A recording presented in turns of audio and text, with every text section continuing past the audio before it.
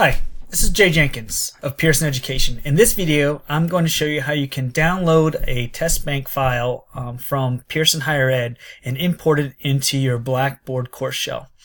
So the first thing you'll want to do is actually go to our Higher Ed website and go to the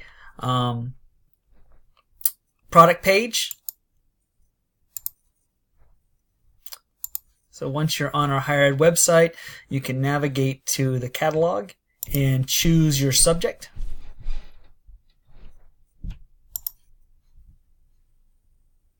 I'm just going to choose right now. I'll just go to any course here.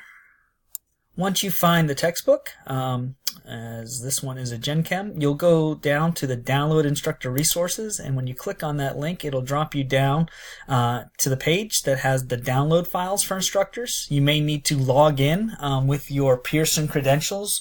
If you're using any of our Mastering or MyLab courses, that login and password should get you to this area. I also have a video just for downloading resources on the YouTube webpage if you'd like to check that out. However, if your course or textbook has a Blackboard version, you can just do a Control F and look for Blackboard and find the Blackboard Testbank. So Testbank, download only for Blackboard. You'll then click on this link and download it. This one's not yet available, but it will be eventually. And if you run into this problem, just contact your Pearson representative and they can inquire about the availability of the supplement. But once you have it downloaded to your computer, you'll then go to Blackboard, and from here you'll choose Course Tools, and then you'll scroll down and you'll look for Test Surveys and Pools, and you'll click on that link. And then you'll choose Pools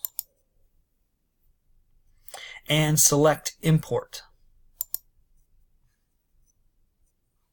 So we'll click Import Pool. And the Testbank file should be in a zip format. Leave it zipped when you do the import. Click Submit. Once the pool is complete, you'll see this package has been processed. The log file is below. You can click OK. You should then see pools for each of the chapter created here. And then you'll want to go back to the Tools area, click the Test Surveys and Pools, and now you can begin creating tests. So you can build a test. You'll name that test, and after you name it, then you'll come to this area where you will start to use the Reuse Question area and click Find Questions. And then from here, your pool should become available. And since this is Chapter 5, I'm going to choose Chapter 5 items. You'll then see the items that are available for Chapter 5.